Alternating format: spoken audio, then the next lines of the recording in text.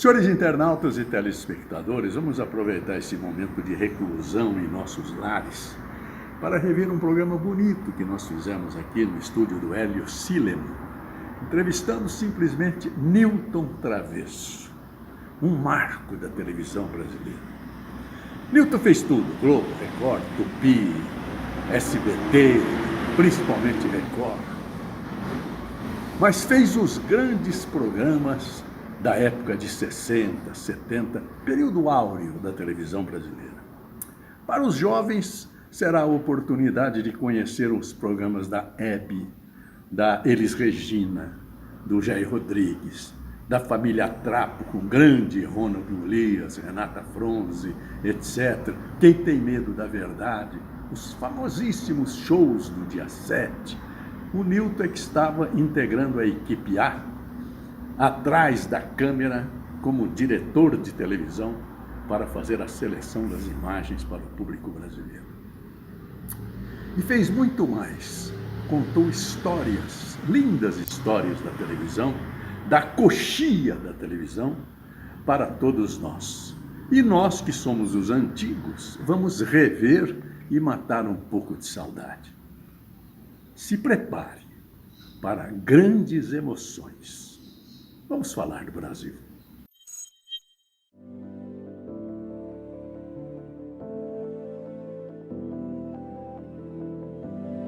Câmera, claquete, ação. Imagine você fazer uma viagem no tempo e passar pelo show do dia 7, festivais da música popular brasileira e o fino da bossa.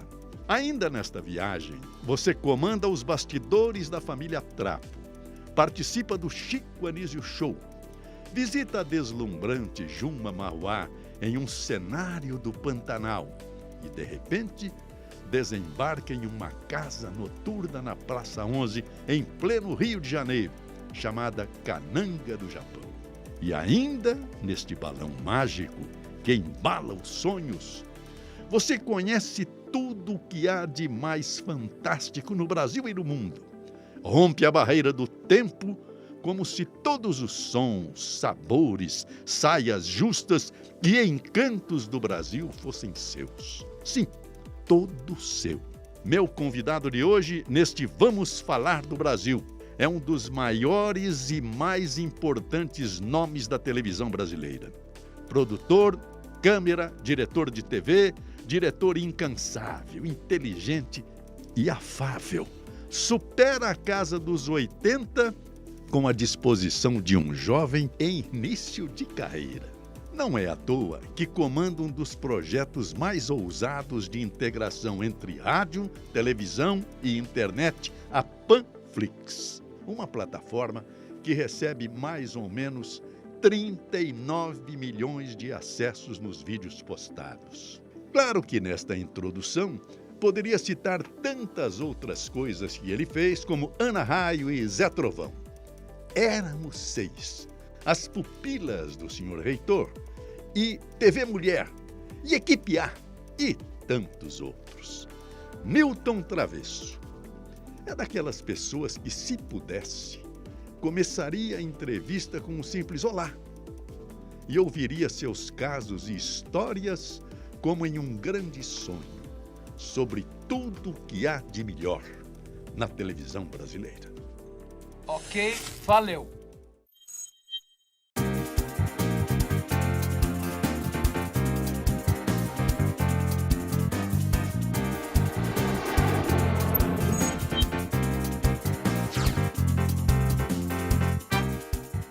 Senhores internautas e telespectadores, hoje o nosso programa Vamos Falar do Brasil vai trazer o retrato e a história da televisão brasileira. Ei, meu Deus do céu, que alegria. Newton Travesso, meu Deus do céu. Que alegria te estar com alegria você. minha. Nossa. Mas estou emocionado Hein? de encontrar você, E eu de encontrar o Elinho Silva, Hélio. que trabalhamos anos e juntos, mas anos e anos, desde a década de 70. Nossa Então, Senhora. estou em casa. Tá em casa. A única coisa que eu sinto falta é o Bom Dia, São Paulo. Ah, Bom dia, fecho do... Brasil. São Paulo que amanhece trabalhando. Eu fecho assim hoje o nosso programa aqui. Você falou do Hélio Sileman, que é o nosso grande diretor aqui. Outro dia ele falou um negócio que eu me impressionante. Ele falou, a minha mãe falava, Hélio, estude. Ele disse que entendeu estúdio e está aqui há décadas. Você começou como? Comecei Na em televisão brasileira. 1953. Oh, meu Deus. Mas nós, porque a vida da gente tem umas... Nós não sabemos realmente, às vezes, qual é o nosso caminho. Verdade. E, de repente, ele surge. De repente, as coisas vão acontecendo e a gente não tem nem sabe como explicar. É verdade. Porque eu perdi papai muito cedo e fiquei com 2 irmãs pequenas. E sozinho com a mãe, as 2 irmãs, e eu estava estudando canto na época. Opa! E, ao mesmo tempo, eu era comparsa do Teatro Municipal, na década de 50. Sei. Que o comparsa é uma espécie de figurante da ópera. Sim. Só que eram as grandes figuras do lírico da década de 50. Ferruccio Talavini, Maria Caniglia, Renata Tebaldi. Que idade você Enzo tinha? Que idade você tinha? 17 anos. E já se meteu... E tinha um programa na Rádio Gazeta, que era lá perto da Santa Ifigênia, Isso. que era uma noite na ópera. E ao vivo, com Assis Pacheco, que foi um grande tenor, e era irmão do Diogo Pacheco, nosso maestro. Gil de Abreu, mas tinha assim figuras extraordinárias e era com o maestro Amando Belardi. Então, tudo isso estava eu estava enriquecendo um outro lado da minha vida, porque eu era ainda muito jovem e estava procurando caminho. Sim, mas como é que você chegou lá no Teatro Municipal? Eu tinha um amigo, Hélio Munhaine, o apelido dele era Bilu, e o Biluzão, o pai dele, era editor da Gazeta Esportiva, que era a Casper Libro, lá na pé da Santa Efigênia. Lembra? Você falou. No pé do viaduto ali, Santa Efigênia. E um dia eu fui almoçar na casa dele, ele chegou e disse, olha, vocês que estão por aí procurando emprego, tal, a Record, Dr. Paulo Machado de Carvalho, vai abrir uma emissora de televisão. E ele não quer ninguém de outra emissora, que naquele tempo tinha a TV Tupi, que foi fundada em 1950, a TV Paulista. E a Record, que estava para ser inaugurada. Para ser inaugurada. E aí nós começamos em abril um curso, nós éramos 48, e o Menezes, que era o responsável, disse, olha, nós só vamos ficar com 18, mas nós vamos ensinar para vocês a realidade da televisão, porque ninguém conhecia absolutamente nada.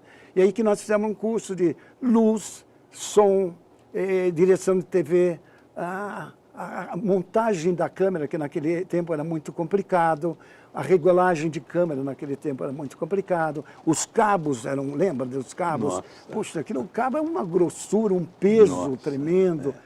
E as câmaras monstruosas. Nossa, e ali nós fizemos o curso, e dos 48 eu acabei ficando entre os 18. Olha só. E aí fiz uma carreira, porque eu estava conseguindo estabilizar minha vida, porque eu cheguei a ser, na mesma época, quando o papai morreu, eu fui mensageiro, entregador de carta da General Electric.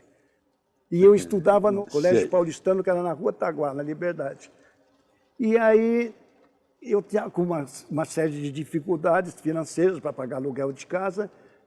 Uma amiga minha, eu ia a pé, da Lins de Vasconcelos, Álvares Penteado e a Rua da Quitanda. Nossa! E numa dessas viagens eu passei em frente ao hospital, na Rua São Joaquim.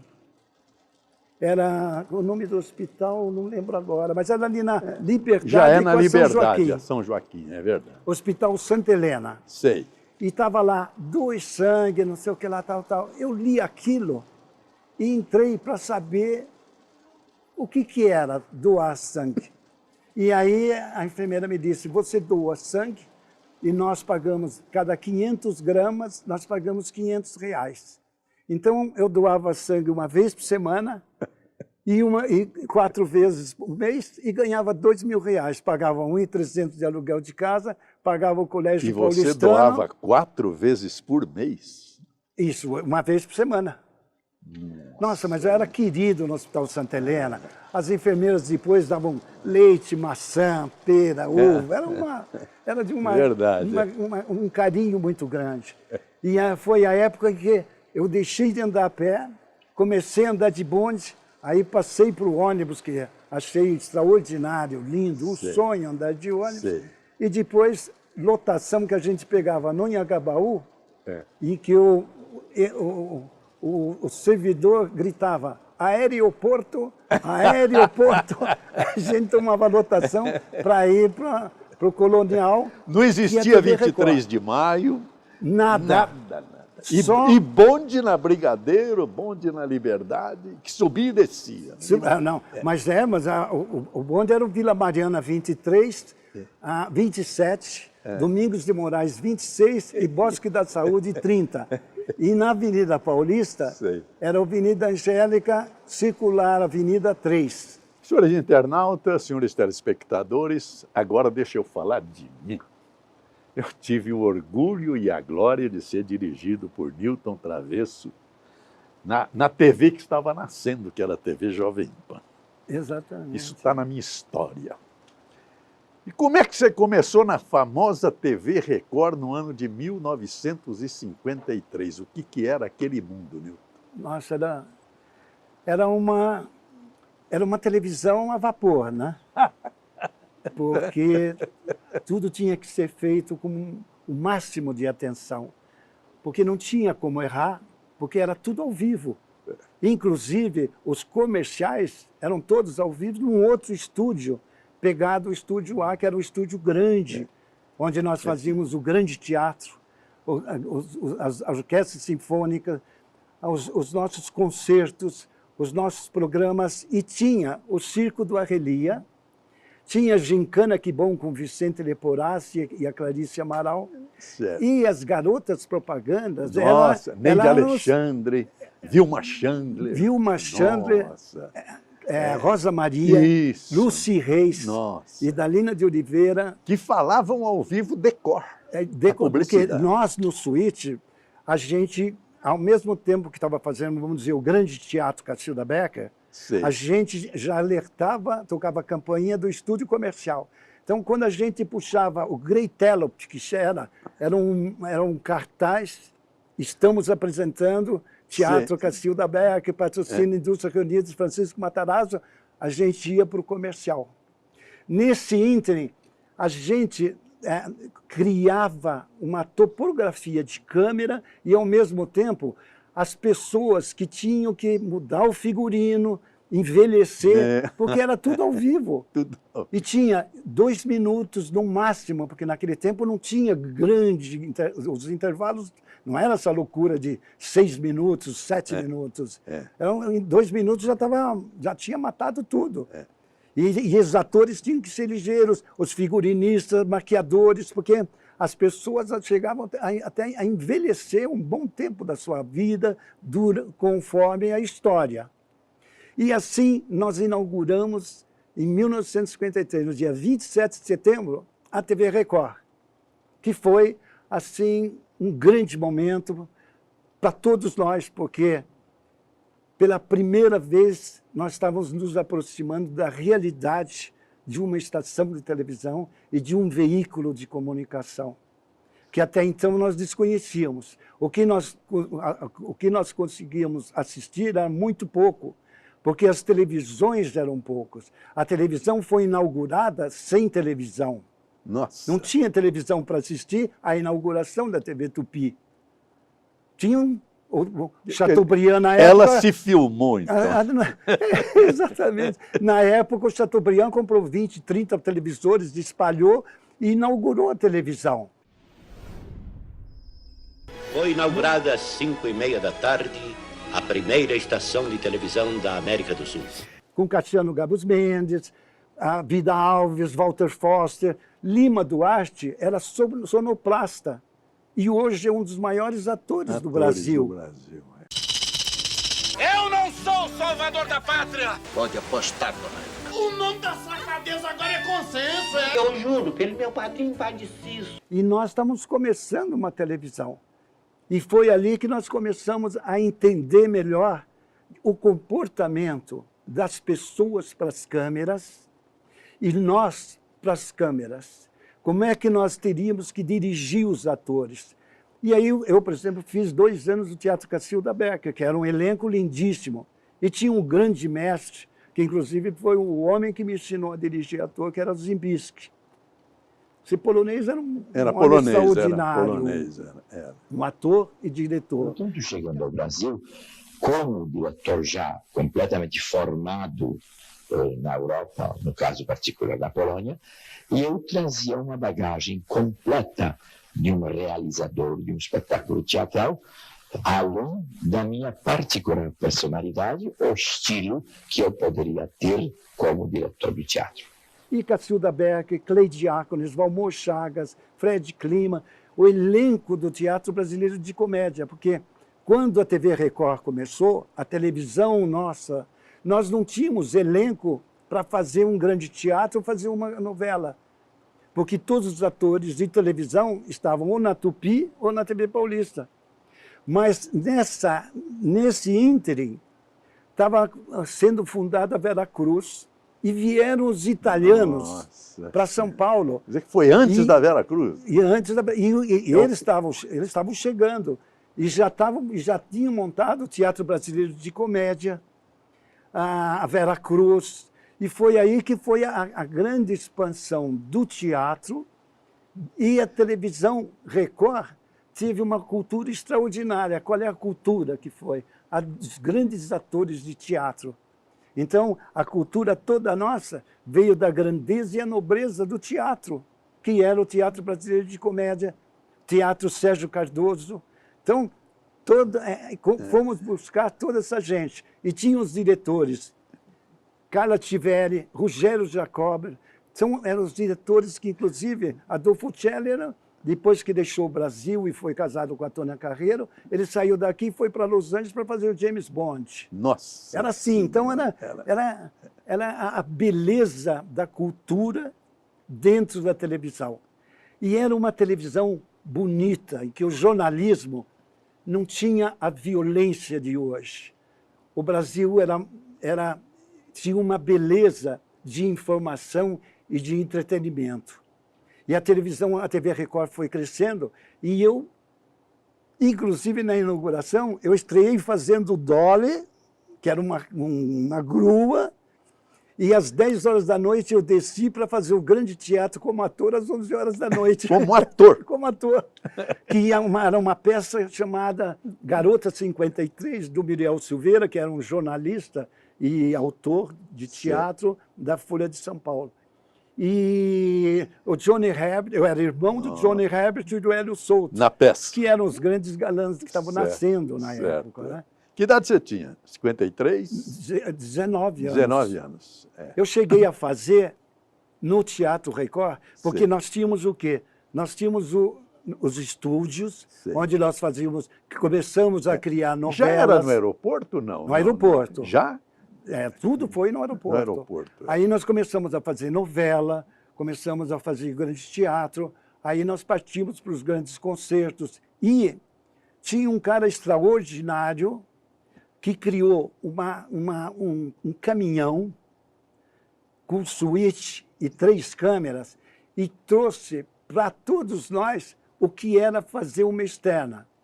Este era um garoto que eu tinha ciúmes no começo, porque ele começava a mexer na câmera. Eu dizia, mas quem é esse garoto que está mexendo na câmera? Ô, doutor Batista, quem é? Ele falou, esse é o filho do Paulo Machado de Carvalho. É o Tuta, Antônio Augusto Machado de Carvalho. E foi aí que nós nos tornamos grandes amigos e somos até hoje há 67 anos. E ele criou as externas, todos os jogos, e construiu o que era a externa de uma televisão. Quer dizer, o Tuta começou lá atrás também. Com Também, você, começamos 53. juntos. E Aí depois as você, coisas- o Tuta, o Raul Duarte e formaram a equipe A. Não, Manuel mas aí Carlos. foi porque Lá na frente. nós sofremos um grande incêndio. Certo. Aí nós sofremos um grande mas a incêndio. equipe A foi uma das maiores equipes de direção de televisão do Brasil. Foi. Mas é que isso nasceu porque às 6h30 da manhã telefonaram e fomos informados que estava pegando fogo na TV Record. Nossa. Não dava para acreditar.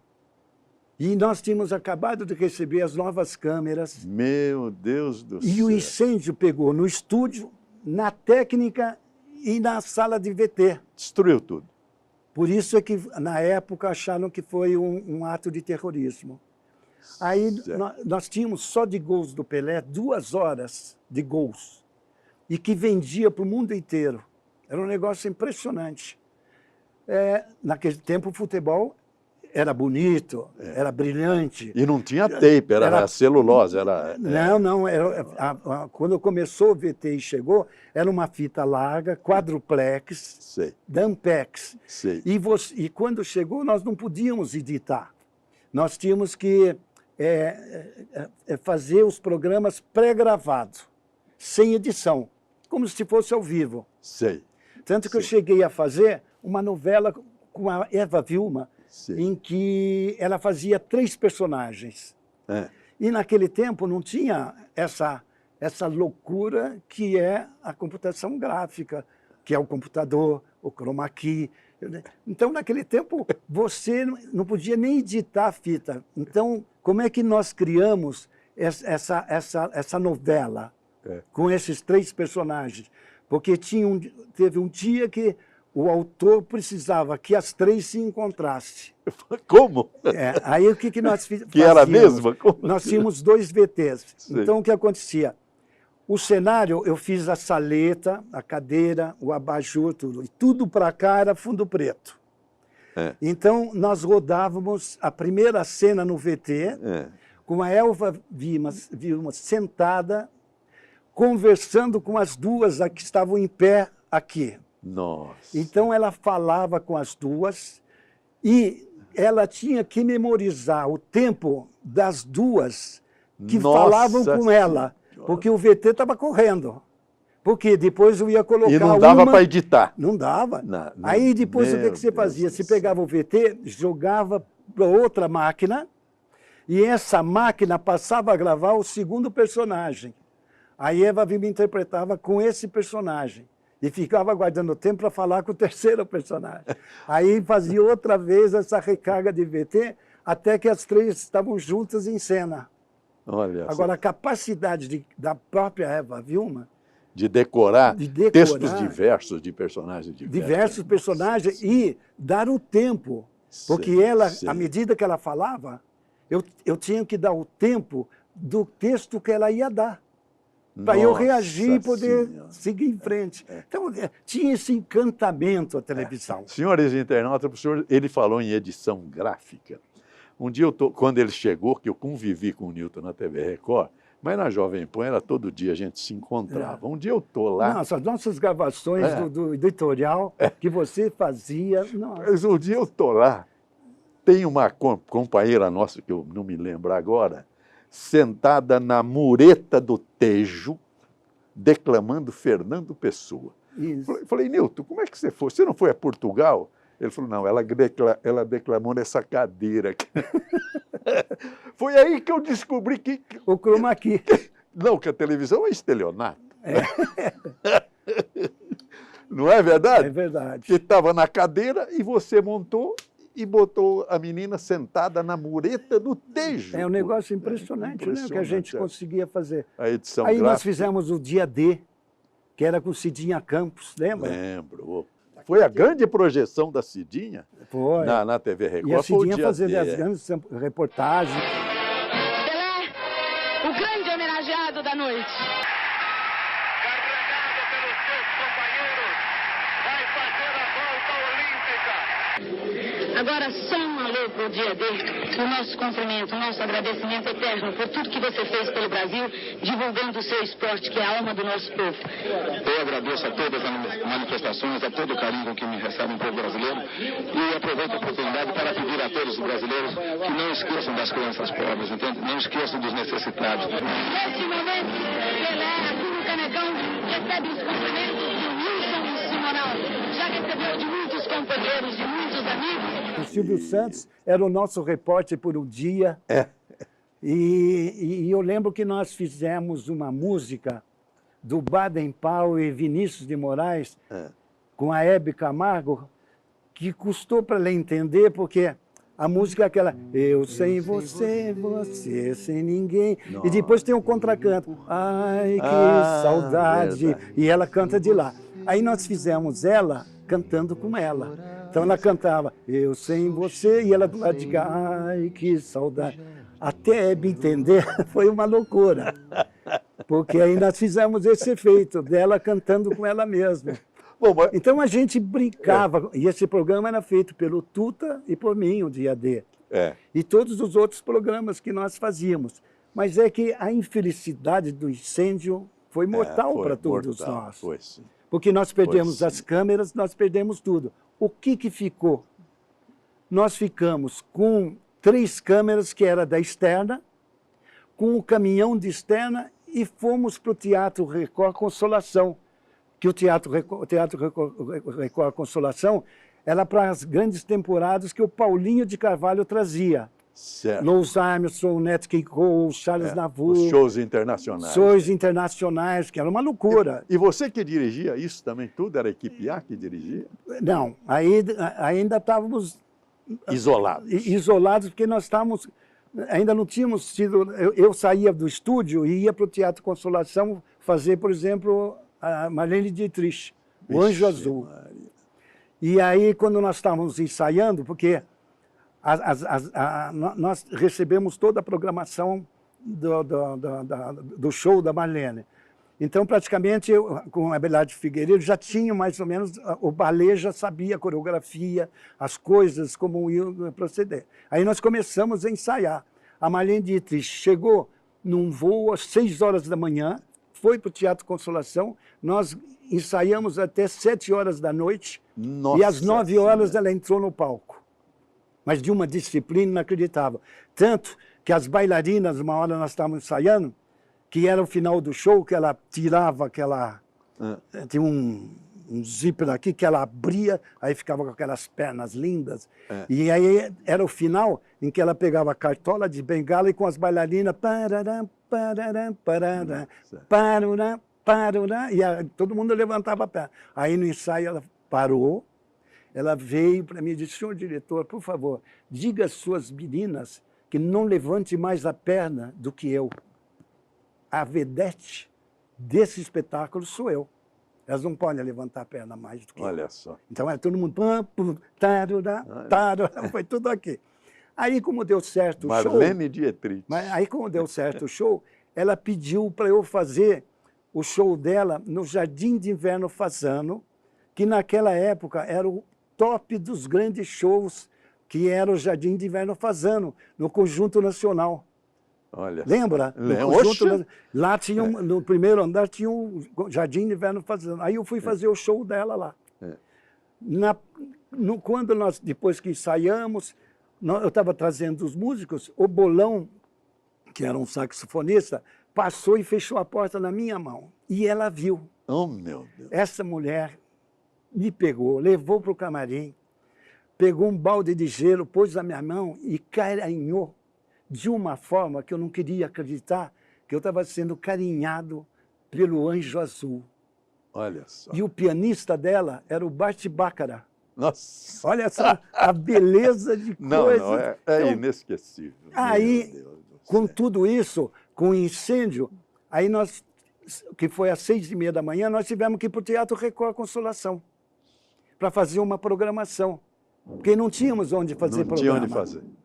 Não tinha onde fazer. Aí o que nós fizemos? Nós fomos para lá e criamos a equipe A. O Raul Duarte, o Tuta, Manuel Carlos e eu. E aí que nós começamos a decidir o que nós íamos fazer naquele palco, que não podia nem mexer com as câmeras, porque as câmeras ainda tinham válvula.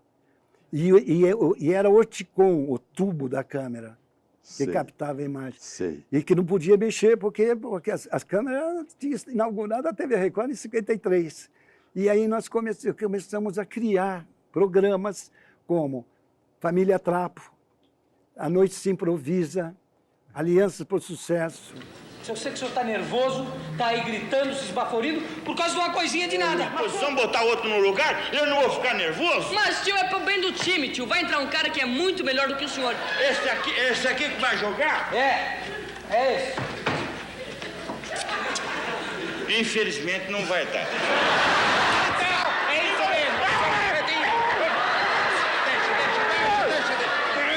Trouxemos a Hebe Camargo, que tinha acabado de ter o filho, o Marcelo. Ela era da Canal 5 Nacional, né? O Não, Mundo das Mulheres. Ela trabalhou na TV Tupi, inaugurou a TV Tupi, a Hebe, depois fez canal. Quando ela se casou com o Décio Capuano, ela parou a televisão. Aí depois de um certo tempo, acho que o Marcelo, que era o filho dela, já estava com 1 ano, aí nós fomos falar com a Hebe, e a Hebe concordou em voltar à televisão. E aí que nós fizemos o programa, que era o domingo das 8 às 10. Domingo, Aí, como deu que certo... foi uma audiência brutal, sim, estúpida. 89 em todo de o audiência. Brasil. Aí, como estava dando certo, o Paulinho pediu para a gente fazer de 8 às 11. Aí, como estava dando certo, ele pediu fazer das 8 à meia-noite. Então, eram 4 horas de programa. E o seu pai, onde está? Seu pai. Puxa, quanto tempo, hein? Que saudade! Quanto tempo a gente não se via? Hebe, o microfone é seu, por favor. Não, o microfone é nosso, viu, Elisete? Porque nós acabamos de firmar um contrato. Exatamente. Não é? Eu não vou ficar no palco. Eu vou ficar como telespectadora depois para assistir. Porque eu vou sair por aí e vou em busca da notícia, da informação. Eu vou atrás das pessoas que estão trabalhando. Aliás, fizeram uma injustiça com a Hebe, acho eu que foi injustiça, quero que você me explique isso. Diziam que ela não sabia fazer as perguntas e ela tinha um ponto no ouvido, que o diretor, talvez você, é que orientava. Hoje nós sabemos que todo mundo usa o ponto. Pois isso mas era a verdade? Hebe, não. A Hebe tinha a ficha. Nós fazíamos a ficha, o Raul Duarte batia as perguntas, depois passava por uma ficha e a Hebe recebia as fichas. E quando ela chegava à noite, na maioria das vezes, chorando, porque era maltratada pelo Décio Capuano. Meu Deus. Que deixava na consolação ela, e quando ela estava descendo, ele tinha aqueles outros mobil dramático, saía acelerando, que a porta batia, e a Hebe ficava, a gente que ia buscar a Hebe Camargo, trazia e ela aos prantos, a gente tinha que trabalhar o seu estágio emocional, porque as cortinas iam se abrir daquele teatro e ela ia receber todos os convidados ao vivo. Ela chegou um dia tão enfurecida com o Décio, que quando ele foi entrar na nossa sala, ela deu uma porrada no batente da porta, e ela estava com um solitário que enterrou e aí a mão dela não saía. Aí nós tivemos que ver chave de fenda para cutucar aquilo, para tirar a mão dela, para depois tirar o anel. Porque ela só fazia os programas num estágio de quase uma violência, ela inacreditável. E aí eu dizia para ela, Hebe... Foi como é que nasceu aquele sorriso histórico da Hebe dentro desse drama? Porque a Hebe trazia essa alegria. Oh, meu amor, meu bem-amado. Oh, quanta saudade, meu amor. Olha, que o amor que me enche o coração, encha o seu também, Romeu. O que você fez? Está rindo de emoção, Julieta? Nós conseguimos conviver com a Hebe, entender a Hebe, entender toda quarta-feira o seu estágio emocional que chegava no teatro. E a gente conversava, brincava com ela. Domingo você vai estar com o Décio, você já dormiu com o Décio, amanheceu com ele, estão no churrasco, já está tomando a sua champanhe. Alegria está você. E às 8 da noite, você vai assistir o programa, Hebe. Isso você aí. não pode levar isso aí. daqui para domingo. Tá certo. Aí ela brincava, ela ria, depois ela dizia, eu amo vocês, aquela loucura dela. E a Hebe fazia com a ficha. Um dia, disseram, está saindo o ponto eletrônico, por que não usamos na Hebe? O ponto eletrônico é muito bom. Aí então resolvemos alugar o ponto eletrônico. Foi ela que estreou. Isso, acho eu. Foi a primeira vez que... Porque foi uma companhia que estava lançando para os atores ponto eletrônico e tal. Aí que nós fizemos. Botamos todo o equipamento na coxia e botamos o ponto para a Hebe, aquele negócio todo. Hebe, está ouvindo? Não, estou ouvindo, está tudo bem? Tudo bem. Tudo certo com você, tudo. Aí ela entrou, abriu o programa, conversou, porque naquela época não tinha câmera que saía para fazer reportagem. Como o caso do Banar, quando ele fez a primeira cirurgia em Cape Town, do coração, hoje, se fosse hoje, o mundo estava em Cape Town para entrevistar o Banar. Exatamente. Naquele tempo, nós trazíamos o Banar para o teatro. Em uma semana depois de ele ter feito a primeira cirurgia do coração, transplante do coração, em Cape Town, nós trouxemos para o palco. A hora que esse fenômeno entrou, o público de pé aplaudindo, levantou. Era um negócio impressionante. O cara fez um transplante do coração, imagine. E nós trouxemos... Quando ele entrou no palco, o estágio emocional era muito grande. E nós tínhamos o Jô Soares, que fazia as entrevistas internacionais e traduzia para a Hebe. Certo. Então, e no meio de tudo isso, a gente botava um ponto, começamos, na primeira noite, a botar o ponto para ela e ver como é que a coisa caminhava. Aí ela estava entrevistando o Gilmar, a gente dizia, Hebe, pergunta para o Gilmar, Hebe, não olha para cá, Hebe. Não balança a cabeça, só ouça, Hebe. Aí ela ficava olhando para o Gilmar e dizia, pergunta para o Gilmar, e olhando e o Gilmar respondendo aqui. Aí chegou uma hora, que nós demos uma pergunta para ela, ela falou, essa pergunta eu já fiz. Então, era assim um desencontro, porque era a Hebe Camargo. Certo. Era assim a verdade da Hebe Camargo. Certo. Né? Aí, Hebe, você quer continuar com o ponto? Ai, Deus abençoe vocês. Isso é um presente que estavam me dando. E é um presente que eu estou dando de volta para ele. Jamais quero isso. Eu quero a minha fichinha, esse meu cartão. E foi por uma noite só que nós usamos o ponto para a Hebe Camargo. Meu pai me acordava todos os dias ao som de um violino. E aquelas notas despertaram em mim a paixão pela música. Decolei, fui ao ar. Eu invadi milhões de lares, conquistei milhões de fãs e apresentei ao Brasil o Brasil. Eu ri, eu chorei, eu me diverti. E se eu faço o bico, é pra te beijar. Gracinha.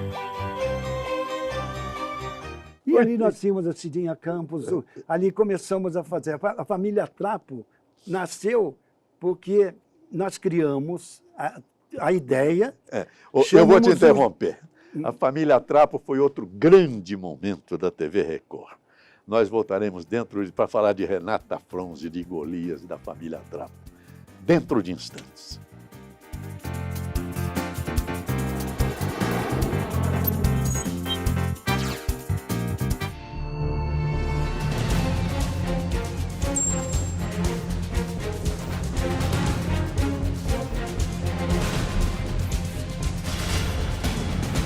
Senhores internautas, estou aqui saudando a todos os internautas e telespectadores para divulgar o nosso programa Vamos Falar do Brasil, que tem o projeto de mostrar o que é o nosso país. Primeira frase que eu usei vale até hoje: o que apodreceu no Brasil foi a República. A nação continua incólume, intacta. Nossos artistas, nossos industriais, nossos agricultores, nossas mulheres, todos constroem essa nação com orgulho e com grandeza. E com um detalhe curioso, todos os grandes nomes que aqui vieram para enriquecer o nosso programa citam uma frase impressionante. as empresas são as pessoas.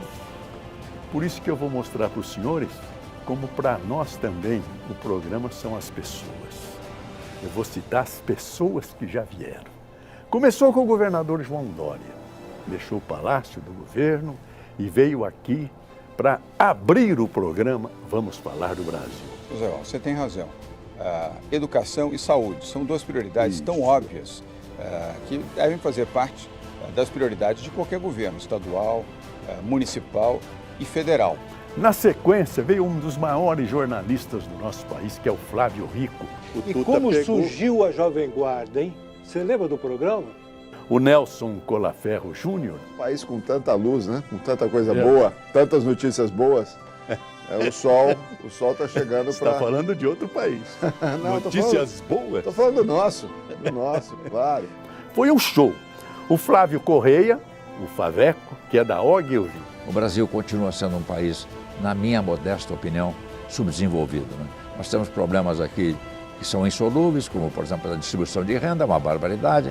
Veio também o Luiz Tejon, do agronegócio, um homem que teve uma infância dificílima. Eu cheguei a dizer que ele era um menino inviável. Mas olha, parabéns, eu te admiro, você é um inspirador. O que eu melhorei na minha vida quando eu passei a prestar atenção em você. Também veio, aí foi a beleza da coisa, falar dos nossos bichinhos. Foi o Sérgio Zimmermann, que deu uma palestra bonita sobre esse amor que o ser humano tem pelos animais. Você tem um espaço pequeno, é uma judiação você colocar um cachorro grande. Também veio figura extraordinária, ele é ministro da Saúde, Dr. Luiz Henrique Mandetta. Europeu, eles todos são sistemas já de muitos anos e o Brasil, na primeira infância, vamos dizer assim, no sistema de saúde. Esse ano o SUS faz 31 anos, quer dizer, se fosse uma pessoa, seria um adulto jovem. E o Jaime Basso, da Sicredi, uma cooperativa que está levantando e ajudando a construir a economia brasileira. Falar sobre cooperativismo é algo muito importante. Eu gosto muito disso, estou no cooperativismo há algum tempo e eu tenho a convicção que é através da cooperação, é através do voluntariado que nós vamos fazer um mundo melhor. Veio também o Carlos Wizard Martins. A grande inspiração veio do Mágico de Oz, The Wizard of Oz. Na sequência, veio o Milton Beck, que é o diretor-geral do LinkedIn em toda a América Latina. O LinkedIn é uma rede social profissional. Então, é uma rede social que tem por objetivo conectar profissionais. Mário César Martins de Camargo, uma figura linda do Rotary Internacional. Enquanto o Rotary cuida dos recursos humanos, que são os rotarianos, esse exército de 1,2 milhão de voluntários, a Fundação Rotária cuida do patrimônio e dos investimentos em programas humanitários. Armando Ferrentini. Todos nós, né? Os 200 milhões de brasileiros têm que ajudar na recuperação do país. Na sequência, veio esta figura extraordinária do Joseph Curry. Independente das pessoas, se elas assumirem esse papel, entenderem esse papel, o Brasil vai ser um país maravilhoso. Nós vamos agora nos voltar também para as pequenas, grandes coisas deste estado. Por isso está aqui o senhor Fernando Galvão, que é o prefeito da cidade de Bebedouro. Já tem gente que fala que você é louco. Nunca a ferrovia vai voltar no Brasil. Vai voltar. Na sequência veio José Carlos Semenzato, um homem que começou produzindo coxinhas aos 13 anos e construiu um verdadeiro império. Que na vida, não importa onde você esteja, você tem que fazer o melhor sempre. Também veio o ex-ministro, que eu considero ministro da Agricultura, Roberto Rodrigues, que vai nos dar um show da história da vida e da natureza. Daqui a pouco vão ter colhedeiras andando na roça, colhendo 3, 4 colhedeiras manejadas por um único operador no escritório, via satélite. Como os senhores veem, também para nós, as empresas e os programas são as pessoas. Vamos falar do Brasil.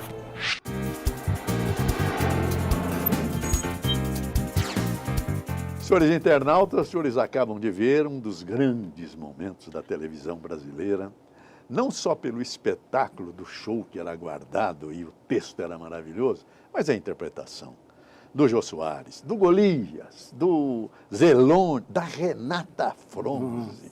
Era muito lindo. Família Trapo. Como é que nasceu isso, Newton? No meio de toda essa confusão, nós tivemos que fazer uma grade de televisão. E essa grade de televisão tinha que ter pelo menos... Foi logo depois do incêndio? Depois do incêndio do aeroporto. Sei. Tinha que ter um programa toda noite que seria, vamos dizer, o porte-estandarte nosso, né? E foi aí que nós começamos a criar os programas. Aí nasceu a ideia de fazer um programa de uma família, porque nós tínhamos o Golias na mão. E a gente podia trazer o Golias e fazer um programa, porque aí tinha o Telo Zelone, Renata Fronze, Cidinha Campos, Ricardo Corte Real. Jô Soares. E o Jô Soares, que era o mordomo. Gordon. Aí nós começamos a bolar o programa e chamamos o Jô e o Carlos Alberto de Nóbrega para fazer o texto. Certo. Se eles topavam, tal. O Jô, como sempre, muito prestativo, o Carlos Alberto, sempre pessoas profissionais de uma grandeza inacreditável. E aí a gente combinava que o Carlos Alberto ia escrever da página 1 à página 28. E o Jô pegava da página 29 até a página 47. Aí juntava, era tudo perfeito. E os dois se entenderam no texto. Nossa, mas era assim, o modelo do programa teve uma aproximação tão grande do público. Sabe por quê? Porque era um humor inocente. Não tinha sacanagem, não tinha mulher pelada, não tinha bunda, não tinha nada para agredir as pessoas ou a família. Era o programa, eu chamo de, até hoje, era um humor inocente. Agora, melhor do que nunca, a família Trapo, o melhor programa da televisão brasileira. Otelo Pepino Trapo, o chefe da família, é quem convida para você morrer de rir. Com seu filho Sócrates, o filósofo da família Trapo. A sensacional Verinho, uma garota jovem guarda super moderna. Gordon, o distraído mordomo que deixa cair. Mamãe Helena, querida por todos. E o formidável Carlos Bronco Dinossauro. Uma família louca, divertida, uma família genial. Você vai morrer de rir com a família Trapo. Muito bem escrito pelos dois, e interpretado genialmente pelo Zelone, que era um grande ator. Certo. Né? A Renata Fronze. Quem é que permitiu jogar futebol aqui na sala? É, Gordon? Não foi ninguém, senhor Telo, o senhor desculpe. Como não foi ninguém? Não foi, a gente tava Já só... falei mais de 1000 vezes pra você que não quero jogo de futebol. Foi você que autorizou? Não, foi assim todo mundo. Vem aqui! Sim, senhor Telo. Pronto. Posso saber o que está acontecendo aqui fora? Que tem uma multidão parada aí em frente? Tem uma multidão aí? Tem. Mas quem é que divulgou o meu endereço? A Renata não era brasileira, era argentina. Argentina, mas ela trabalhou com o Carlos Machado. Carlos Machado. No Copacabana, naquelas revistas do Copacabana, e era casado com um grande narrador, que foi o narrador do Repórter Esso também, César Ladeira. César Ladeira. Que foi o locutor da Revolução de 32. Exatamente, César Ladeira. Que foi o locutor. Li a crônica do dia escrita por Genolino Amado na Rádio Nacional. Isso. Rádio eu conheço. São Paulo Todo-Poderoso, criador para mim de um céu na terra, e num ideal paulista, um só glorioso. Nossa. Depois nós fizemos A Noite Se Improvisa. Foi outra coisa linda, porque era realmente... Era um programa, inclusive a ideia foi do Tuta, de fazer um programa em que o cantor, a gente tinha que dizer uma palavra. Isso, sorteava a palavra. E o cantor, para frente do microfone, cantar uma música que tivesse aquela palavra. Compondo na hora. Isso. Ou então inventando. Isso em 1965. Lembrando da música. Aí nós fizemos o Blota Júnior, que apresentava o show do dia 7, Roquete Pinto. E olha, com isso ele... tudo se chama conteúdo na televisão, que não tem mais. Não tem mais. Não tem mais. Mas tem a violência. Nossa. Né? Tem a violência que está todo dia em casa. Mas aí o Blota Júnior apresentando a Noite Se Improvisa, e o time era Chico Buarque, Caetano Veloso, É o time dos festivais. Simonal, Imperial, Jair. Elisete Cardoso, Elis Redina, Jair Rodrigues, Marília Medalha, Edu Lobo, era o time. Então nós tínhamos 5 escolhidos por semana, Sei. E o Blota dizia a palavra e tinha que apertar o botão, dava o tom para o caçulinha e ia para o microfone cantar. Um dia, o Blota deu a palavra, o Chico Buarque, que era esperto e conhecia todas as músicas... Quem lembrava batia o sino e ia para o palco. Aliás, ia para o microfone. Ele dava a palavra. Certo. Às vezes a pessoa arriscava. Certo. Batia, aí para correr para o microfone e cantar uma música que tivesse aquela palavra. Vamos dizer, atenção, agora a palavra é pirata. Tá, eu apertei o botão, ia para o microfone, dava o tom para a caçulinha e dizia, eu sou o pirata da perna de pau, do olho de vidro, da casa do mal. Já estava... E eu consegui, na pizzaria, pegada ao Teatro Consolação, conversar com Caetano Veloso, que vinha e trazia Bethânia, porque a mãe queria que o Caetano acompanhasse a Bethânia em São Paulo. Sei. Que a Bethânia participava da Noite Sem Improviso. Então ele ficava na pizzaria exercitando com a Bethânia. E aí ele cantava todas as músicas. Quando eu falei, Caetano, eu posso me apresentar? Eu sou o Nilton Travesso, faço parte da equipe A, e a gente tem esse programa do... Por que você não faz na televisão? Por que você compõe todas essas músicas que eu conheço, mas distante da televisão e tal? Até que ele topou fazer a Noite Se Improvisa. Olha e na só. Noite Se Improvisa que ele estreou, ele teve um voto. Era uma senhora, uma velhinha, e ele ganhou um Dauphine. Nossa. O Caetano Veloso. Foi Olha a noite isso. de estreia, a Noite Se Improvisa. E aí foi crescendo, a TV Record foi crescendo com o programa Você da Hebe. falou algo do Chico Buarque nesse programa? O Chico Buarque, quando ele deu a palavra ao Blota, Sei. o Chico apertou Sei. e foi para o microfone e cantou uma música.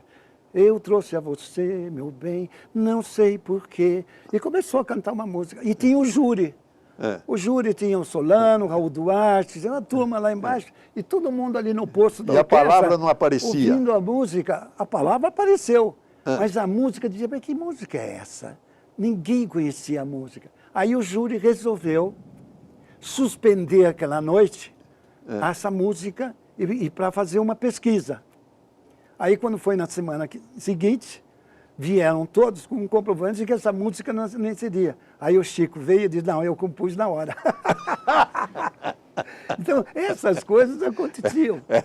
Escuta, Nilton, vamos falar agora de novela. Mas não se esqueça que foi um grande momento dos festivais da Record. Ah, foi. Né? Porque a beleza dos festivais da Record... Então vamos ficar nos festivais.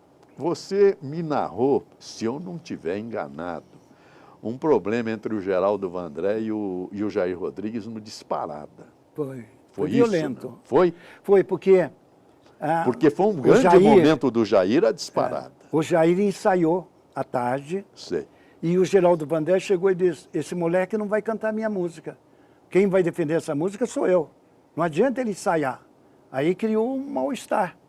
Aí o Solano chamou o Geraldo Vandré, e o Geraldo Vandré era um homem agressivo, violento, forte, dava porrada na mesa, um negócio assim, este moleque, brutal. Ele vai estragar, ele vai entrar, porque o Jair brincava muito com Elis Regina, e quando entrava um artista, dizia, esse cachorrão aí, essas brincadeiras do Jair, e o Geraldo Vandré dizia que ele ia estragar a obra dele. A Disparada. Até que o Solano conseguiu convencer ele de que ele ouvisse, pelo menos, um ensaio. E aí ele foi, sentou na plateia, Ciro Pereira botou a orquestra para quebrar, Trio Maraiá, Caçulinha e a Queixada. Aí o Jair Rodrigues, no ensaio, já arrasou, que foi uma obra-prima do Jair Rodrigues. Porque a emoção que ele deu para essa música é inesquecível. Maravilha. Prepare o seu coração, que eu vou contar.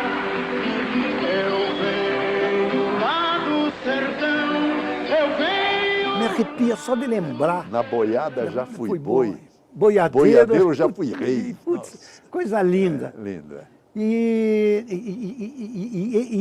esse tipo de coisa, tudo acontecia no dia do espetáculo. Porque cada dia a gente ensaiava uma coisa. Hoje estava ensaiando o Hebe, é o programa da Hebe. Hoje é o programa da Noite Se Improvisa. Hoje é Aliança para o Sucesso. Hoje é o programa... Então, quando era o festival, aquele dia era o dia definitivo para o programa entrar no ar às 8 horas da noite. Então, essas coisas aconteciam, mas dava assim um calor humano. Certo. E deixava a gente numa adrenalina enlouquecida. A Elis também tinha um problema com o irmão, né? Que tinha um problema que de vez em quando aparecia. A Elis foi sempre muito mal amada.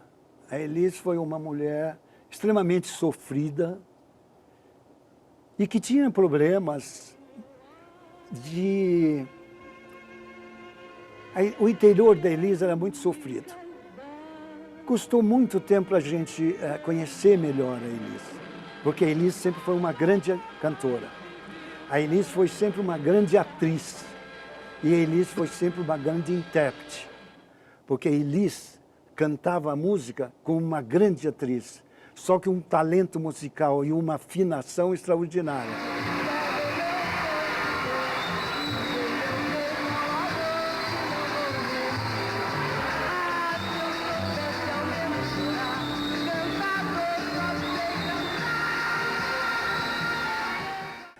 Tinha o César Camargo Mariano que fazia os arranjos. Tinha o Zimbo Trio. Toda a equipe que trabalhava por detrás dela. E tudo isso, quando nós estávamos ensaiando o Fino da Bossa, que era o programa que ela apresentava junto com o Jair, mas ela dominava o palco. Quando nós estávamos ensaiando à tarde, chegava alguém da família que vinha para buscar o dinheiro. E isso deixava ela... Mas ela acabada. No meio do ensaio. Porque quando ela olhava no meio do ensaio, na plateia, sentada no meio da plateia, gente esperando, a família em peso esperando o dinheiro, era duro. Mas ela superou tudo isso durante anos e anos.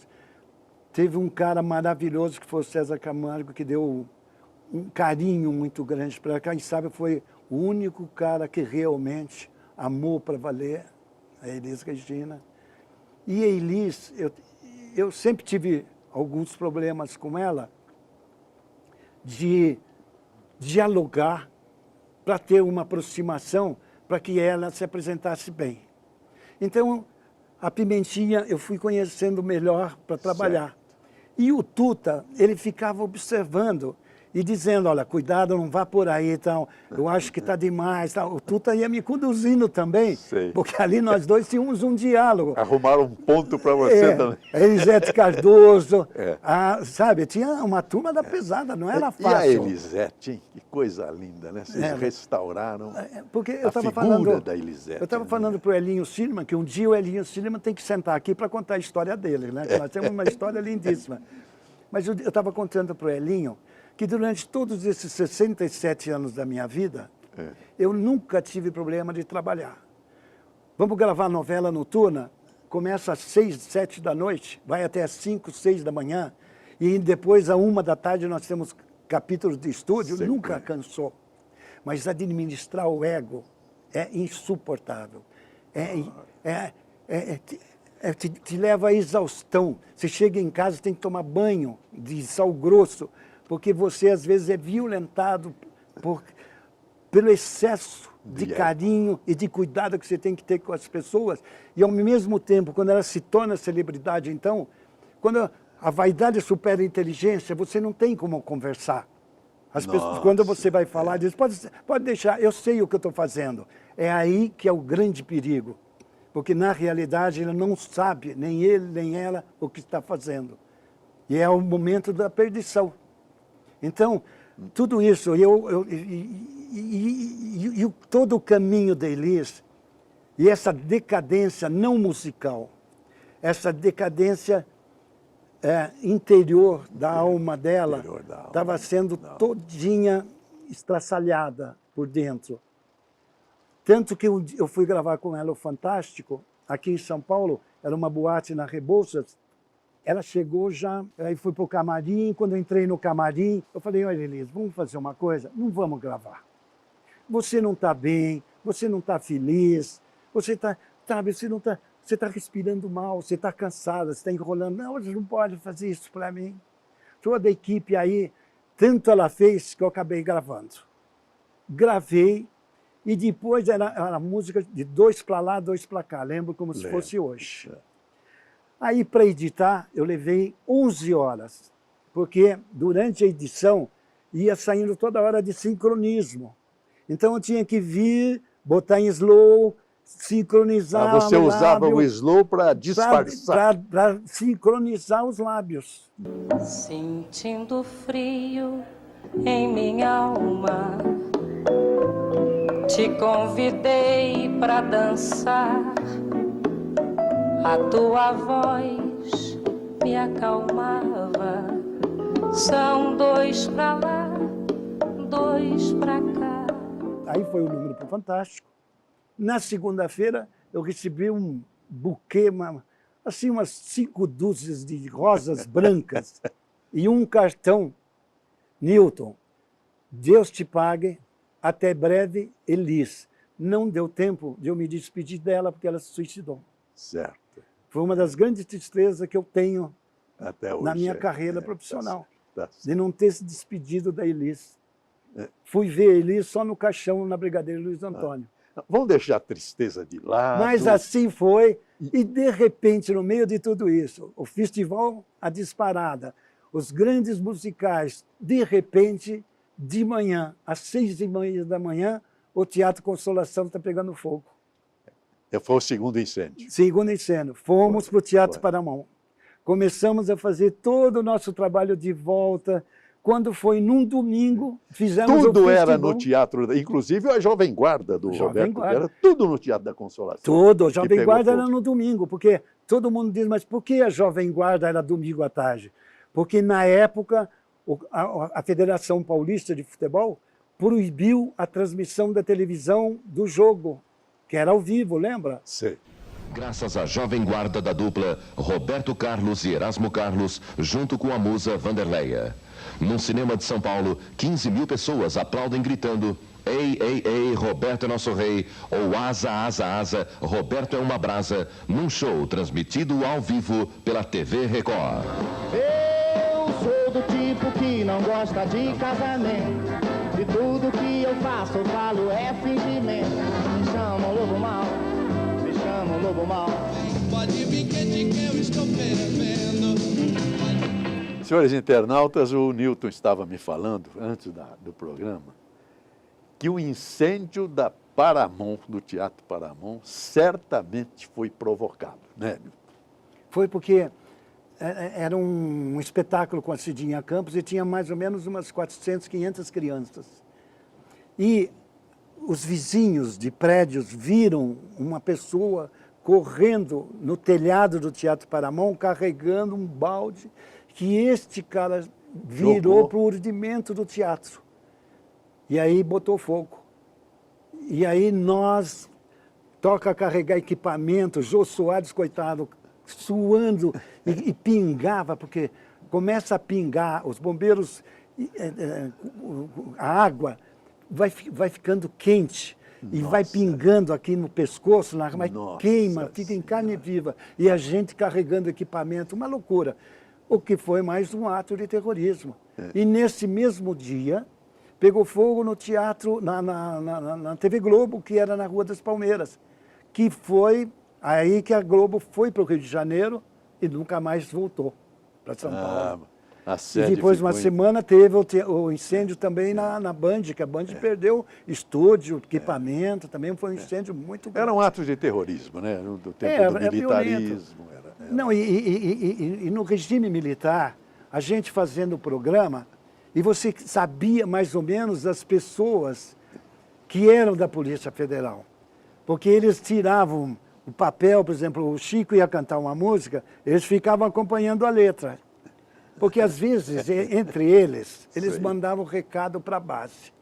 Então, por exemplo, eu sem você, você sem ninguém. Aí ele dizia, eu com você. Em vez de dizer sem, fazer com, já era um recado para a base que tinha. Então, e os caras ali acompanhando. Eu lembro que o Walter Silva Pica-Pau, você lembra dele? Lembro, Walter Silva. Ele trouxe um pessoal do Ceará. E aí nós fizemos um programa chamado Misturação com X. Então era Edinardo, que era o misterioso lá. Enquanto você se lembra, eu falo do Pica-Pau. Ele apresentava o Picape do Pica-Pau. Picape do Pica-Pau. Ele foi um dos grandes conhecedores da música popular brasileira. Walter Silva foi um craque. Ele, Moraes Sarmento. Isso, Nossa. Foi. E aí nós criamos esse programa chamado Misturação. Era o Edinardo, era o Belchior, era o pessoal do Ceará e mais a Simone, que morava em São Bernardo e era jogadora de basquete. Ah, verdade. E junto nós trouxemos os Secos e Molhados.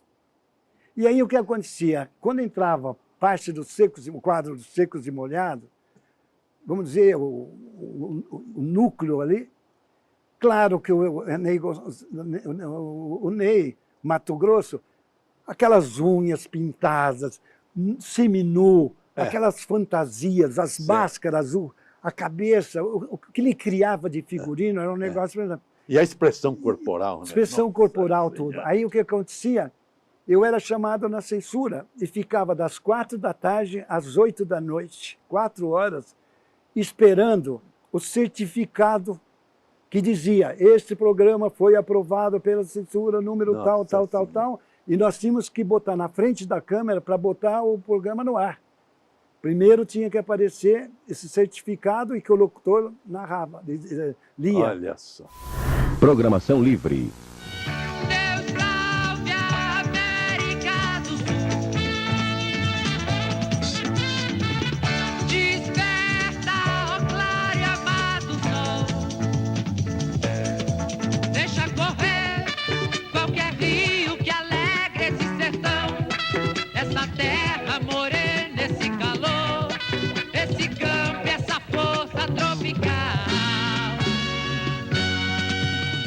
E, ao mesmo tempo, eles estavam sacrificando a Dona Irã Barbosa, porque achava que a ortografia, que ele estava massacrando a língua portuguesa.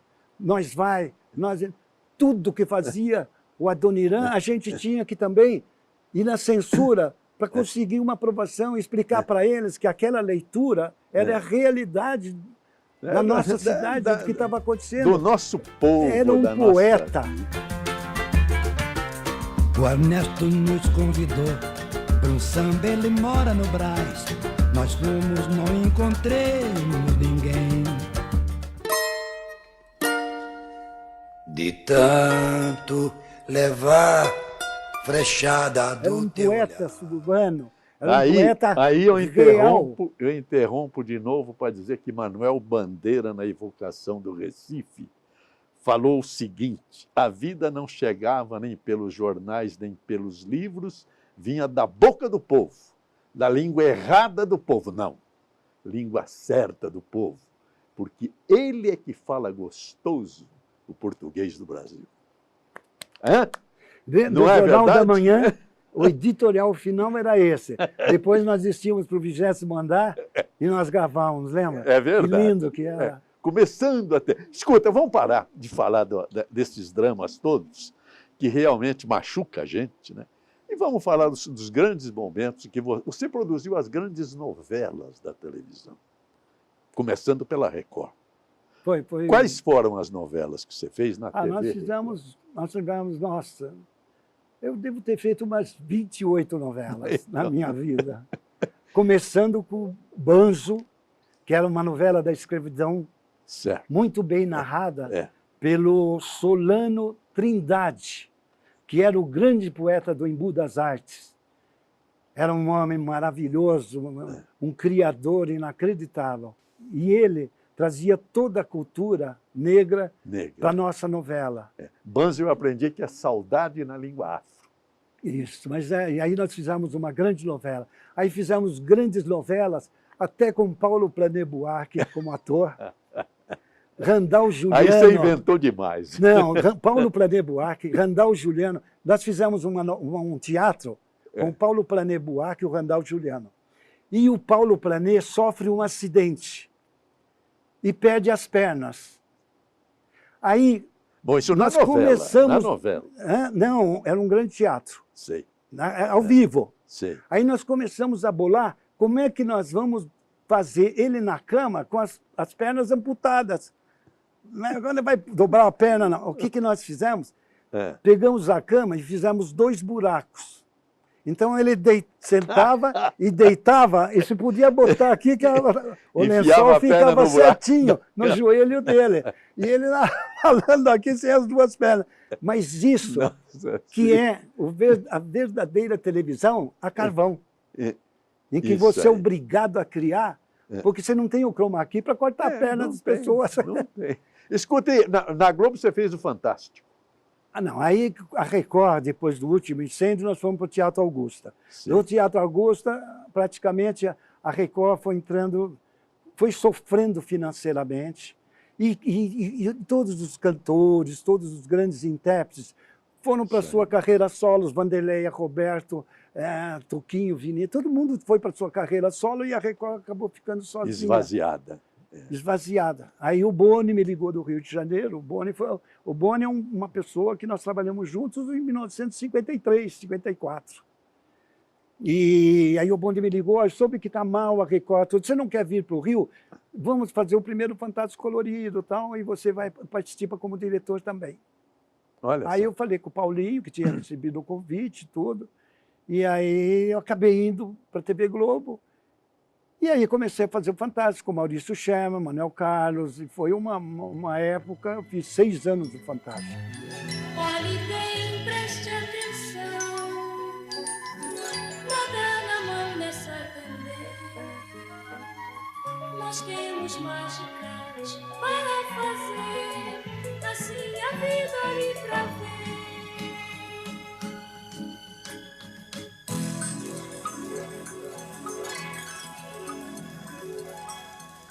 Mas sempre eu brigava com o Boni que São Paulo merecia um núcleo. Porque a TV Globo estava muito distante de São Paulo. De São Paulo. A TV Globo era o Rio de Janeiro. Era Ipanema, Leblon, Copacabana. Mas faltava assim, alguma coisa.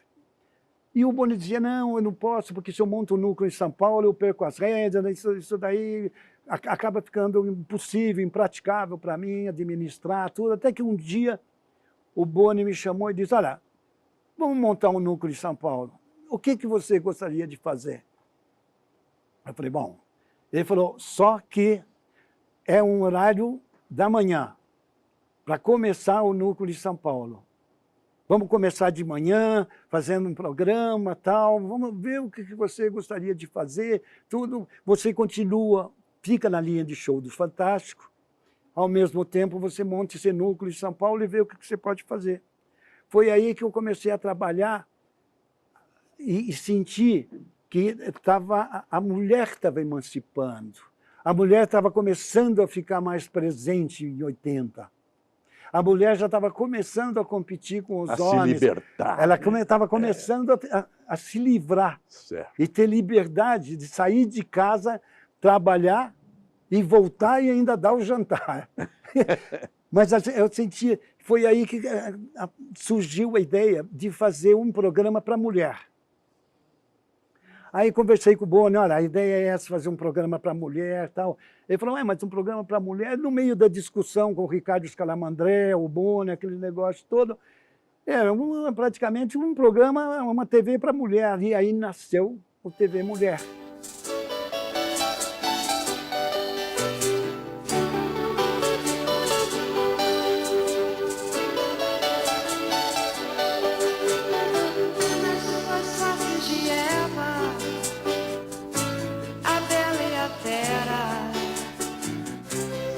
Aí deu para fazer um elenco que era incrível, né? Porque era o Ney Gonçalves Dias, que traduzia o editorial da Marília Gabriela sobre as condições do dia a dia, a parte financeira, a parte jurídica e tal. Certo.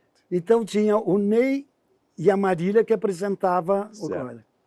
A Marta Suplicy que era sexóloga falando sobre o comportamento sexual. A Ala Sherman falando sobre que a mulher em casa, varrendo, ela podia estar fazendo ginástica. A Xênia. E um cara que começou conosco no programa da Hebe, com os grandes desfiles ao lado do Denner, que eram dois grandes costureiros. São Paulo tinha Denner e Clodovil. Aí eu trouxe o Clodovil para o TV Mulher.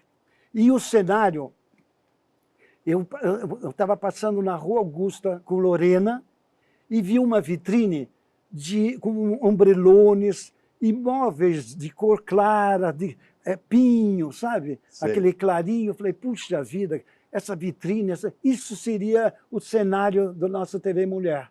Aí conversei com o gerente da loja, ele disse, não, as vitrines aqui é tudo feito por um francês, ele chama Philippe Terrenet.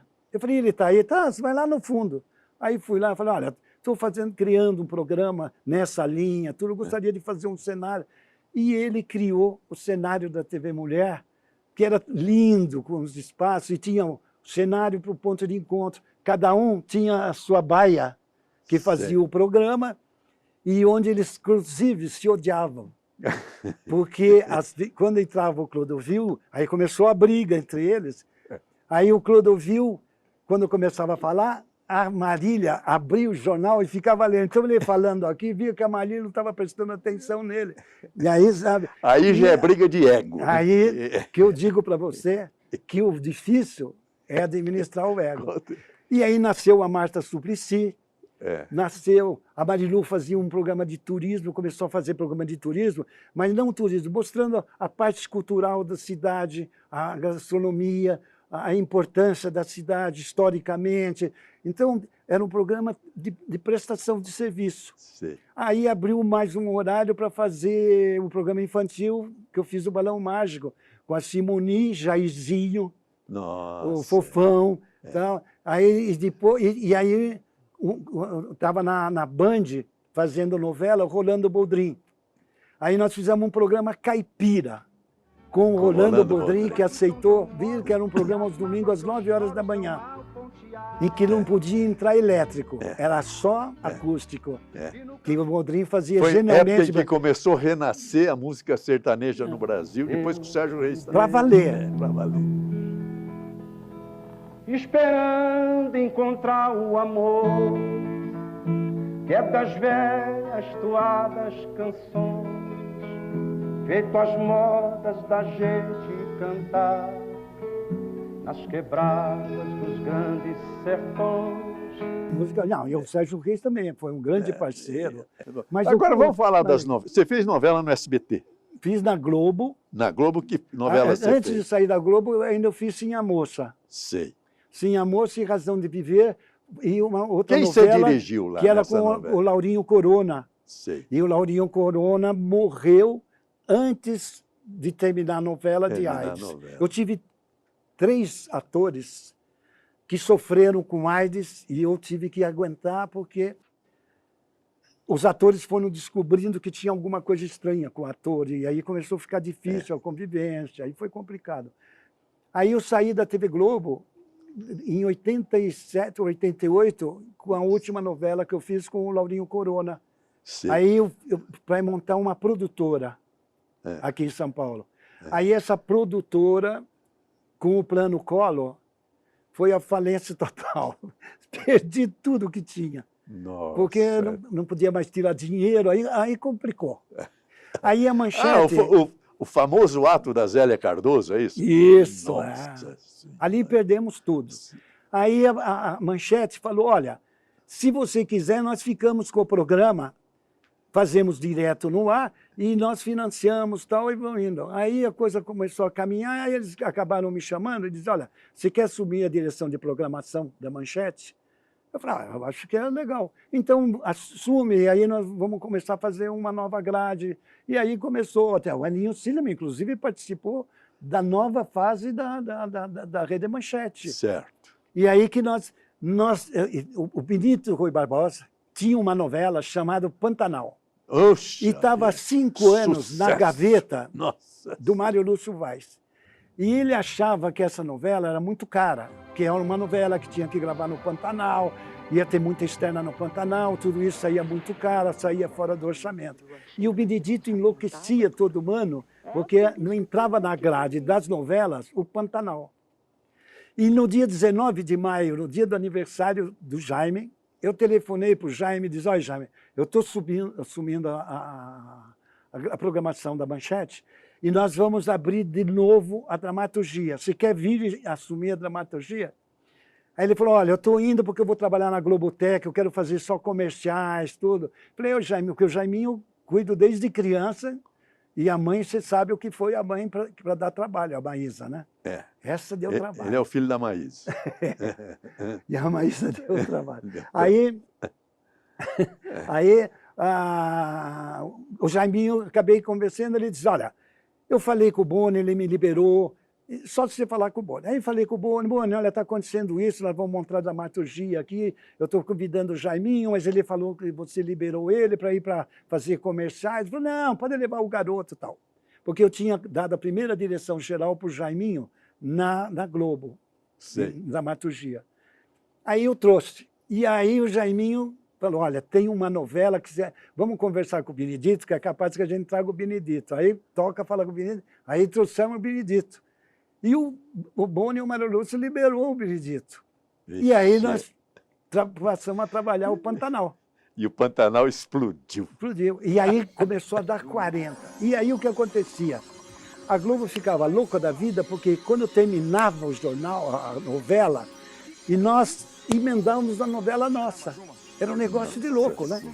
E a Globo não conseguia entender o que estava acontecendo. E nós tínhamos de plantão o casal 20, que era ele, Akin, e a mulher dele, eles que apresentavam o Jornal da Manchete. Sim. Então eles tinham aqui 3, 4 notícias frias e a gente ia dando sinal para ele. Ainda está a novela, ainda está a novela. Acabou a novela, eles iam para a última notícia, encerravam o jornal e nós entrávamos. A Globo ficava louca, mas sabe o que nós fazíamos? Nós conseguimos entrar na frequência do Sumaré, lá no Rio de Janeiro, e a gente pegava todo o diálogo deles, da programação. Ok, 3 minutos, nós vamos entrar com o break, 2 minutos, chamada comercial, mais 30 de coisa. Toda a gente ouvia tudo e ficava aqui de plantão. Agora entra. Então, era uma coisa fantástica, né? E aí, bom, começou a dar certo. Aí depois, o Jaime quis fazer uma novela todinha externa, que foi quando nós fizemos Ana Raio Zé Trovão.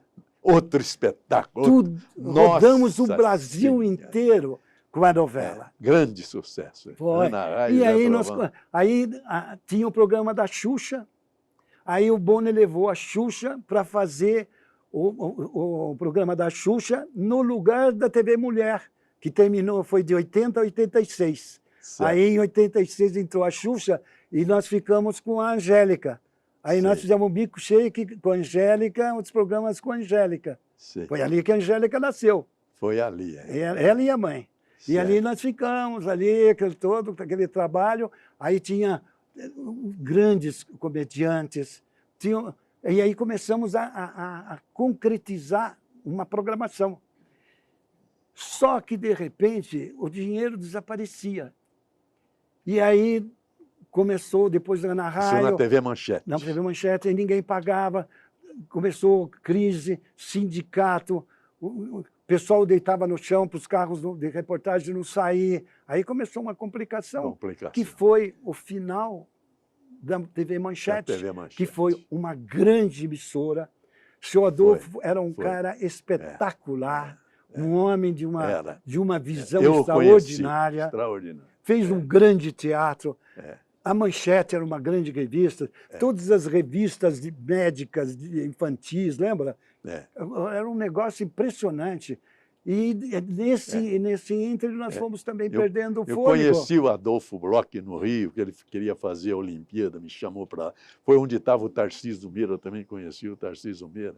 E ele me levou para almoçar lá na Manchete, era um restaurante. Nossa, era Ele falou, você não sabia que a Manchete é o único restaurante do mundo que tem uma televisão? Uma estação de televisão. Era um negócio... E os Ossos do Barão, que também foi outro sucesso. Foi aonde você fez os Ossos? No SBT. No SBT. Mas antes, Aí a SBT, o Luciano me chamou para assumir a dramaturgia. Sei.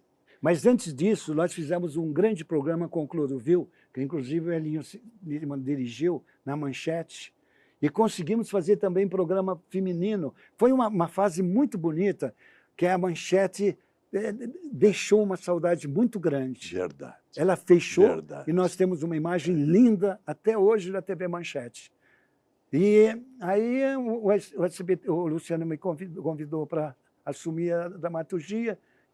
Aí eu fui para lá, o SBT, aí fui falar com o Silvio Santos, ele falou, não, você vai ter carta branca, não tem problema, porque o Silvio era complicado, né? Ele cortava a novela no meio. Isso.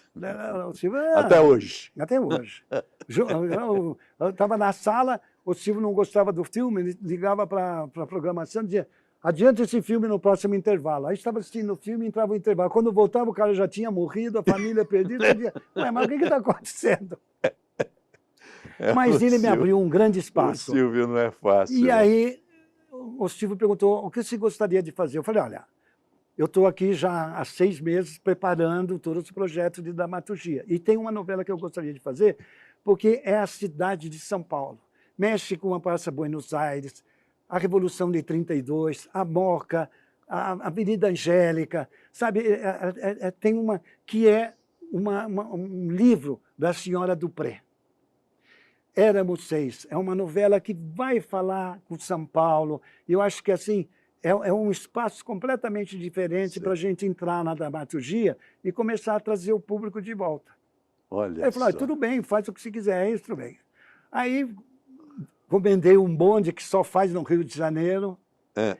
E, pô, o bonde veio numa jamanta. Quando entrou e fiz uma cidade cenográfica, que praticamente foi a primeira vez. E tem até hoje lá no a cidade SBT, cenográfica foi a primeira construída em São Paulo, lá no SBT da Anhanguera, que era linda. E aí tinha um bonde, quando a Avenida Angélica, 3 Avenida Angélica, aí quando ia para a Moca, a gente mudava tudo, botava a plaqueta, Moca, 17, a gente brincava.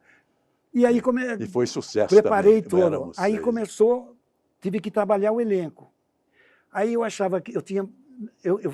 trabalhei muitos anos com Irene Ravache.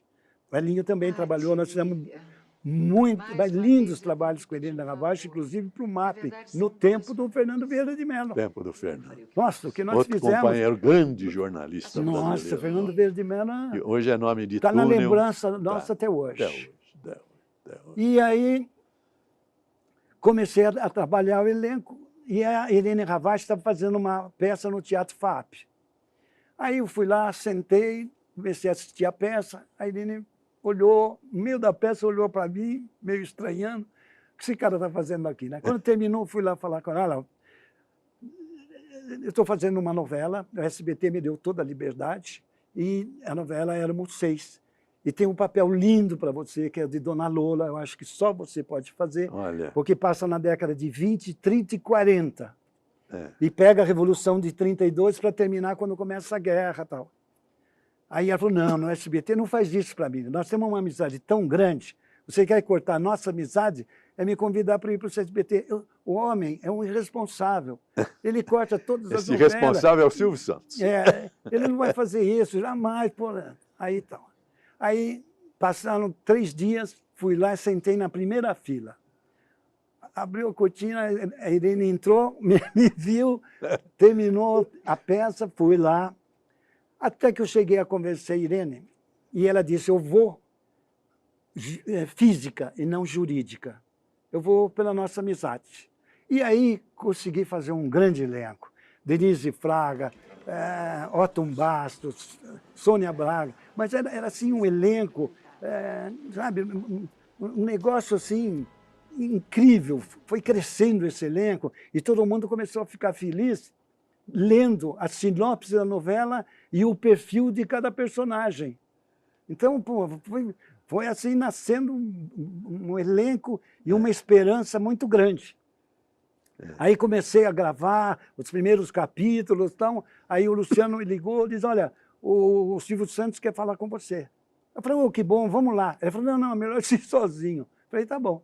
Aí fui lá, o Silvio Santos atende você na saleta dele, antes de ele gravar, comendo um arroz, feijão, bife. comendo ali e tal. Eu gostaria de acertar com você e saber o que você está pensando da novela e qual horário que você está imaginando colocar. Eu falei, olha, Silvio, a novela, eu acho que a gente devia fazer mais ou menos o que nós fizemos na Manchete. Termina a novela da Globo, a gente emenda, porque a gente tenta capitalizar esse público todo. Ele falou, não, eu quero botar essa novela às 8 da noite. Eu falei, putz, Silvio, 8 da noite? O Jornal Nacional é imbatível. Nossa. 1954, Jornal Nacional. Nossa Senhora. Não, pode deixar que... Eu falei, não, Silvio, por favor, eu acho que depois da novela da Globo a gente consegue um espaço melhor. Ele falou, não, vou pensar. Eu vou pensar, depois acerto com você. Eu falei, tudo bem. Passaram uns 2 dias, o Silvio me chamou, fui lá, ele falou, olha, já pensei, já está tudo resolvido. Eu falei, então como é que ficou, Silvio? Ele falou, nem você, nem eu. Eu vou botar a novela às 8 e vou reprisar o mesmo capítulo às 9h30, assim que termina a novela da Globo. Aí eu falei, Silvio, não, tá certo, é isso É que de você está verdade. imaginando? Ele falou, claro que é. Não tem erro, vamos fazer isso. Aí eu comecei a pensar, eu não tenho como brigar com o patrão. Lógico. Não posso competir com ele. Aí começou a novela. Aí ele me chamava e dizia, tá vendo? Às 8, deu 8, 10. Às 9, deu 22. Quanto nós demos? 32, 34. É o que nós estamos dando. Ele somava o horário das 8 com o horário das 9h30. Mas assim mesmo, abriu um grande espaço. Certo. Foi um momento, porque... No fundo, a gente tem que reverenciar o Silvio Santos. Afinal de contas, um homem que fez de um programa de domingo, fez a segunda rede do país, tem que respeitar. Com o microfone na mão, e mais nada. E mais 4, 6 horas de programa. Não, a gente tem uma grande admiração pelo Silvio. Aí, mas ele é duro assim, ele vai, decide e acabou. Acabou. Aí eu acabei fazendo As Pupilas do Seu Reitor, com a Débora Bloch, a Juca de Oliveira. Foi um elenco também gostoso, uma novela que nós começamos a rodar em Guimarães, em Portugal. Já saímos externa, foi uma grande novela. Aí fizemos Ossos do Barão, que foi uma novela também que tinha uma história de uma importância muito grande para todos nós, né? E do seu autor. Só que no meio da novela nós tivemos um problema muito sério, porque não éramos 6, eu precisava de uma atriz bonita para fazer 4 capítulos. E no meio das revistas eu achei uma menina, que era linda, chamava-se Ana Paula Arósio. Nossa. Aí eu pedi para o Fernando Ranculeta, falando, vê se você encontra ela. Pô, essa menina deve ser linda. Tudo. Aí nós trouxemos, explicamos para ela, fiz a novela com ela. Por quê? E ela já era artista? Já era atriz? Não. Ela era atriz, ela era capa de revista. Modelo fotográfico. Era.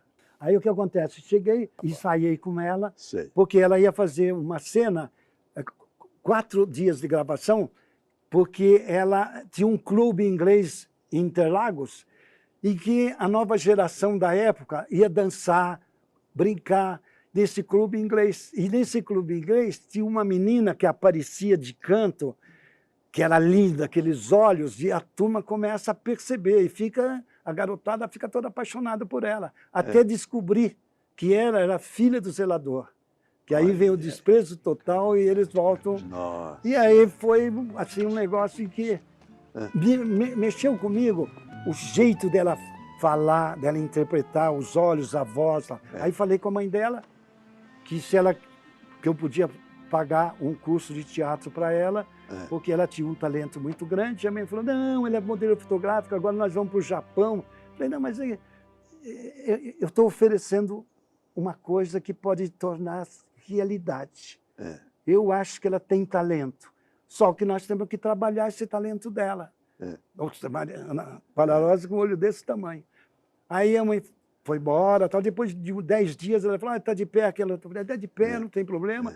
Aí eu pus ela no Beto Silveira, ela fez 1 ano e meio de teatro, se tornou uma grande atriz, peguei um monte de script, olha, está aqui, amanhã às 6 horas da manhã eu te pego, porque tem mais de 130 pessoas te esperando. Maquinista, iluminador, diretor de TV, atores, não temos mais o que gravar. É. Todas as cenas sem você nós já gravamos. Senhores telespectadores, eu tenho que dizer para esse homem, Deus lhe pague. Porque nós nem falamos de uma das grandes construções do Newton Travesso, que é a oficina de teatro, que é dele, onde ele constrói os nossos grandes artistas. E eu falei Deus lhe pague, porque é o título de uma das maiores peças de teatro, interpretada por Procópio Ferreira, que foi um fenômeno. É um livro de Juraci Camargo. Exato. E eu quero realçar não a peça do grande Procópio Ferreira, mas uma imagem que o próprio Procópio escreveu no prefácio do livro do Juraci Camargo. Preste atenção. O que é que Procópio Ferreira escreveu? Ele escreveu o seguinte: de que adiantaria o espetáculo de uma noite de tempestade em alto mar, se não houver um artista para pintar a cena? Esse é o artista que ele clamava. Este é o homem que pintou a cena, descreveu e construiu os maiores momentos da arte no Brasil, principalmente na televisão brasileira. Newton Travesso, Deus lhe pague. Vocês são muito generosos. Muito obrigado, Newton, pela sua... Ó, vamos ter um segundo capítulo, hein? Se Deus quiser. Desculpe, falei demais. Senhores telespectadores, senhores internautas, senhores viram que coisa linda que era a televisão brasileira e que trabalho magnífico fez Newton Travesso nessa história toda da arte do Brasil diante das câmeras de televisão.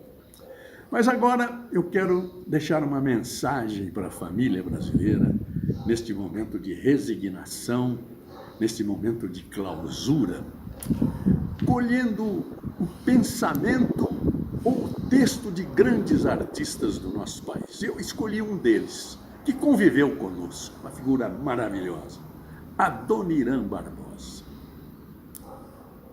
o autor de Samba do Ernesto, etc. O Ernesto nos convidou para um samba, ele mora no Brás. Nós fomos, não encontremos ninguém. O que me impressiona em Adoniran Barbosa é a resignação de todas as suas composições. Porque esse é um momento de resignação e clausura. Os senhores querem ver? No Saudosa Maloca, quando Mato Grosso quer se revoltar contra a derrubada da Maloca, Mato Grosso quis gritar, ele em cima, eu falei, os homens tá com a razão, nós arranjamos outro lugar. Que tristeza que eu sentia, cada talba que caía, doía no coração. Mato Grosso quis gritar, mas em cima eu falei, o homem está com a razão, nós arranja outro lugar. Só se conformemos quando Joca falou, Deus dá o frio conforme o cobertor, e hoje nós pega a paia na grama do jardim. E pra esquecer, nós cantemos assim, saudosa Maloca, Maloca querida, din-din, donde nós passemos dias felizes de nossa vida. No grande poema Iracema, que morreu no cruzamento da Ipiranga com a São João, qual é a mensagem do texto? Ele falou, ele amava Iracema, mas ele falou, o chofer não teve culpa, Iracema. No despejo da favela, quando chega o oficial para despejar a favela toda, ele vira para o oficial e fala o seguinte, para mim não tem problema, de qualquer jeito eu me ajeito, de qualquer jeito eu me arranjo. Além disso, a minha mudança é tão pequena, que cabe no bolso de trás. Mas essa gente aí, como é que faz? Veja como ele está preocupado com a comunidade, mas despido de qualquer desespero, pelo desespero que também o atingiu. Mas não é só Dona Irã. Nós estamos em casa, reunidos com a nossa família. Este é o momento de recordação para o futuro de nossa história. Manuel Bandeira, quando recorda a casa do seu avô, lá na sua evocação do Recife, ele falou: Recife com a casa do meu avô. Nunca pensei que ela acabasse. Tudo ali parecia coberto de eternidade. Seja feliz neste momento de histórico da sua família e de reunião com os entes queridos que você tem. Newton Traves. Que de dia vai fazer